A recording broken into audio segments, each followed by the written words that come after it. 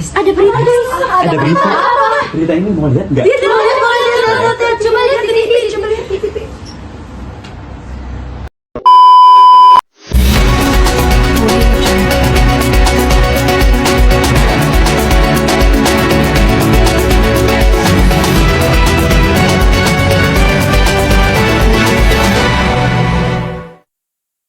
Selamat siang. Pemirsa, saat ini dunia sedang menyaksikan persaingan sengit antara blok barat yang dipimpin oleh Amerika Serikat dan blok timur yang dipimpin oleh Uni Soviet. Perang ini bukan melalui baku tembak, melainkan unjuk kekuatan ideologi persenjataan. Untuk mengetahui lebih lanjut, kita sudah terhubung dengan rekan Rehan di lapangan. Silakan Rehan. Baik, terima kasih. Saat ini saya sedang berada di kejadian. Di sini sedang terjadi peristiwa perang dingin antara blok barat dan blok timur. Blok barat yang dipimpin oleh Amerika Serikat dan blok timur yang dipimpin oleh Uni Soviet. Hai dunia, lihat dong. Komunisme itu adil, gak ada yang kaya, gak ada yang miskin. Kapitalisme itu cuma bikin jurang. Yang kaya makin kaya, yang miskin makin miskin. Jadi mending ikut kita aja. 1-0. Oh, itu doang.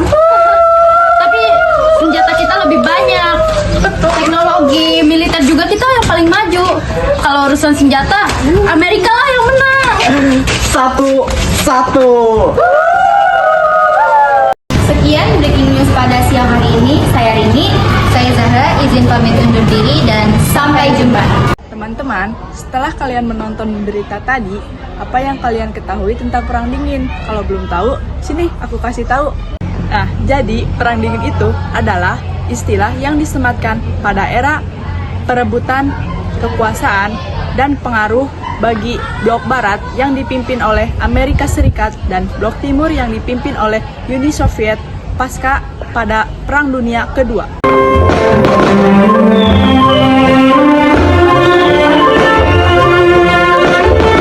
Sobat sejarah, jadi Perang Dingin itu bukan perang yang kayak tadi ya guys, yang lempar-lemparan es batu biar jadi dingin. Perang Dingin tuh bukan yang kayak gini ya guys, apalagi yang kayak gini nih.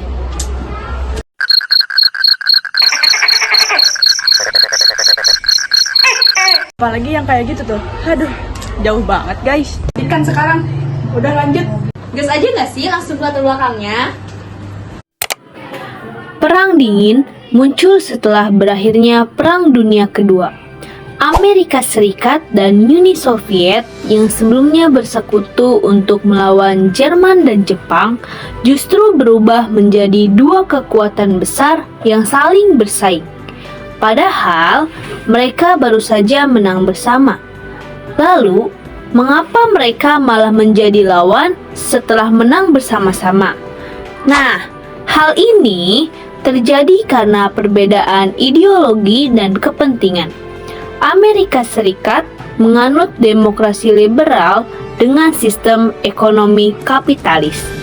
Sedangkan Uni Soviet mengusung ideologi komunisme dengan sistem ekonomi sosialis. Perbedaan ideologi inilah yang melahirkan konflik dan membuat dunia terbelah menjadi dua blok besar. Blok Barat dipimpin oleh Amerika Serikat dan Blok Timur dipimpin oleh Uni Soviet. Awal ketika sekutu berhasil mengalahkan Nazi Jerman, sehingga mengubah keseimbangan kekuatan dunia dan memicu ketegangan baru antara negara-negara besar. Jadi kalau misalnya kalian nggak tahu apa yang dimaksud dengan negara sekutu itu apa saja, yang paling puncak itu adalah Amerika Serikat, lalu ada Uni Soviet, dan Inggris, juga disusul dengan Kanada, Cina, dan negara lainnya. Terus kalau misalnya negara Nazi itu, negara apa sih Nazi itu? Nah, Nazi itu adalah negara Jerman. Sejarawan sendiri sebenarnya berbeda pendapat mengenai titik awal mula terjadinya Perang Dingin. Beberapa pendapat Perang Dingin sudah dimulai di ketika menjelang berakhirnya Perang Dunia ke-1. Meskipun begitu, mayoritas sejarawan setuju bahwa Perang Dingin terjadi ketika Perang Dunia Kedua berakhir. Sebelum masuk ke Perang Dunia Kedua, sebenarnya sudah timbul ketegangan berapa kecurigaan di antara Uni Soviet dan negara-negara Barat yang kapasitas masing-masing negara curiga bahwa mereka menjadi dalang dari kudeta maupun revolusi di negaranya. Jalannya Perang Dingin. Perang Dingin terbagi menjadi 3 fase. Fase pertama dari tahun 1948 sampai dengan tahun 1969 ditandai dengan adu kekuatan militer dan teknologi perang antar kedua negara dan negara-negara yang terlibat. Di fase pertama terjadi beberapa peristiwa penting yang menunjukkan dampak dari Perang Dingin. Misalnya, Perang Korea tahun 1950 sampai 1953. Perang Revolusi Kuba tahun 1952 sampai 1959 dan pembangunan tembok Berlin tahun 1961. Peristiwa-peristiwa tersebut adalah tanda meluasnya pengaruh Amerika Serikat dan Uni Soviet ke berbagai kawasan di dunia, dari Eropa, Amerika Latin, sampai dengan Asia. Selain dari aspek militer, baik Uni Soviet maupun Amerika Serikat saling berlomba-lomba mengembangkan teknologi ruang angkasa. Peristiwa ini biasa disebut space race atau perlombaan ruang angkasa. Fase kedua adalah fase detent dari 1969 sampai 1978. Detent secara konsep artinya meredakan. Kenapa sih antara Amerika Serikat dan Soviet ini sepakat untuk detent? Hal ini tidak lepas sebagai salah satu upaya meredakan Perang Dingin. Soalnya, baik Amerika Serikat maupun Soviet udah mulai capek nih terlibat perang di berbagai negara. Makanya mereka mencoba untuk berdamai dan memperbaiki hubungan antar kedua negara. Pada fase ini, baik Amerika Serikat maupun Soviet sama-sama menahan diri untuk tidak lagi berperang dan mulai mengadakan dialog dan negosiasi dalam menangani konflik. Pada masa ini juga banyak keputusan-keputusan untuk menarik diri dari perang terjadi, seperti penarikan pasukan Amerika Serikat dari Vietnam untuk mengakhiri Perang Vietnam yang terjadi sejak 1955. Fase ketiga yang ditandai dengan kembali tegangnya hubungan antara Amerika Serikat dan Uni Soviet sejak 1978. Keterlibatan Uni Soviet dan Amerika Serikat dalam perang mulai terjadi lagi. Salah satunya adalah Perang Afghanistan pada 1978. Hal ini kemudian menjadi fase akhir dari Perang Dingin yang diakhiri oleh bubarnya Uni Soviet pada 1991. Tapi nih, perkembangan Perang Dingin menjadi semakin ruwet ketika negara-negara komunis juga semakin gak kompak.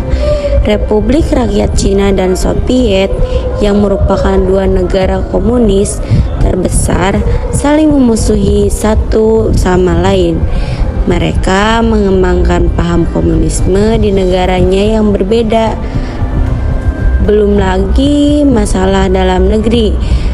Masing-masing negara komunis pada tahun 1980-an tuh diwarnai dengan perpecahan dan krisis ekonomi.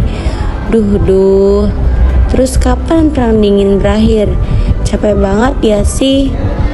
Berakhirnya perang dingin ditandai dengan melemahnya Soviet sebagai negara komunis. Nah, terus peristiwa yang menandai berakhirnya perang dingin adalah runtuhnya dan bubarnya Soviet pada tahun 1992. Bentar, Soviet segede itu bisa bubar? Kok bisa?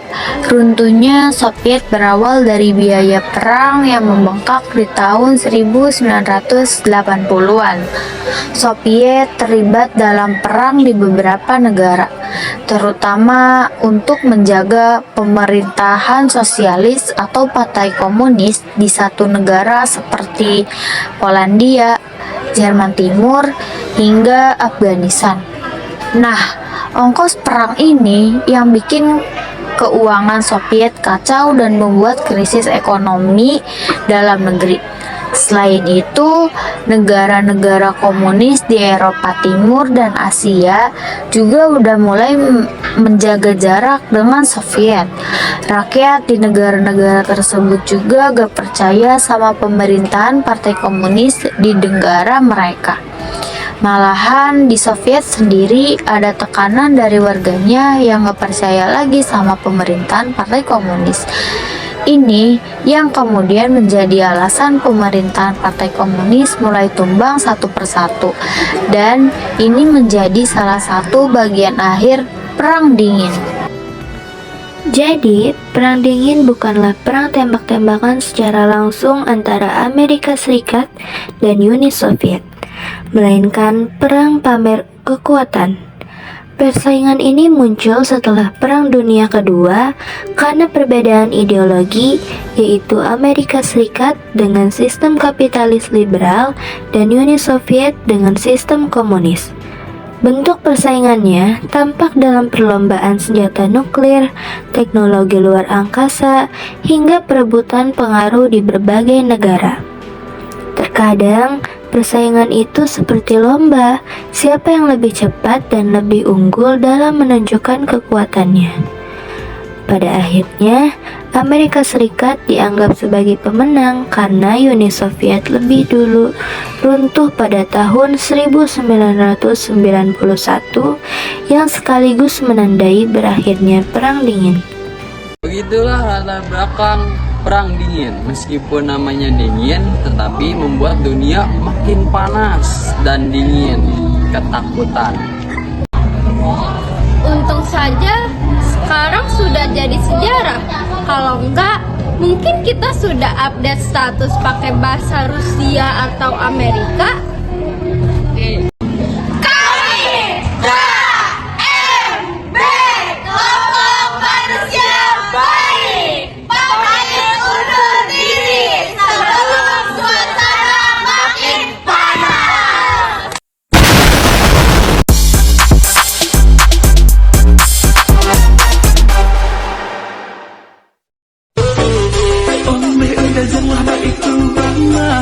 Ko indah lah nang sarpo itu, dek hanya takut mancal lihat